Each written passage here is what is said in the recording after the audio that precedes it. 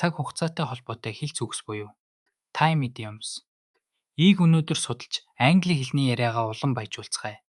Time flies гэдэг нь цаг хугацаа маш хурдан өнгөрөхийг хэлдэг. Ялангуяа таатай хөгжилтэй үедээ бид цаг хугацаагнууд эрэмхийн зуур өнгөрснийг анзаардаггүй шүү дээ. Жишээлбэл I can't believe it's already midnight. Time flies when you're having fun гэд хэлж болно. Одоо бид time idioms хэд хэдэн нийтлэг жишээг үгийн сандаа нэмцгээе. Эхнийх нь in the nick of time. Энэ нь ямар нэг зүйлийг яг цагт нь арай гэж амжиж хийхийг хэлдэг. Дараагийнх нь kill time.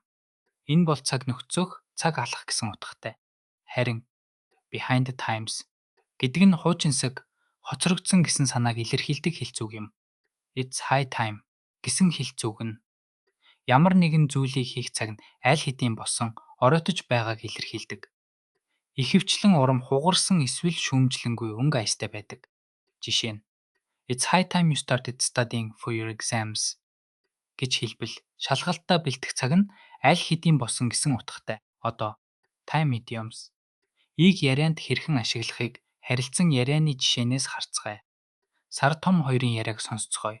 Том time really flies гэж хэлж цаг хурдан өнгөрснийг илэрхийлж байна.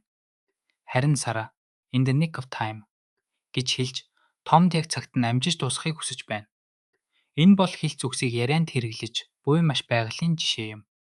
In time болон on time гэсэн хоёр хэлц үгийг ихэвчлэн андуурдаг.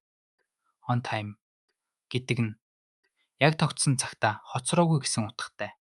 Харин in time гэдэг нь ямар нэг зүйлд амжихаар хангалттай эрт эсвэл цаг хугацааны хувьд тохиромжтой үед гэсэн утгатай. Жишээ нь галт тэргэндээ арай гэж амжиж очсон бол in time гэж хэлэх нь зөв. Одоо бидний сурсан time idioms ийг батгах дасгал хийцгээе. My computer is so slow. It's completely гэсэн өгүүлбэрийн хоосон цаг зөв хэлц үгээр нөхнө үү?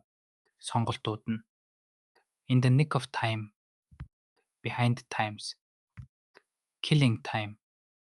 Зөв хариулт бол behind the times юм. Учир нь хуучинсаг компьютерийг илэрхийлэхэд энэ хэлц үг хамгийн тохиромжтой. Баяртай.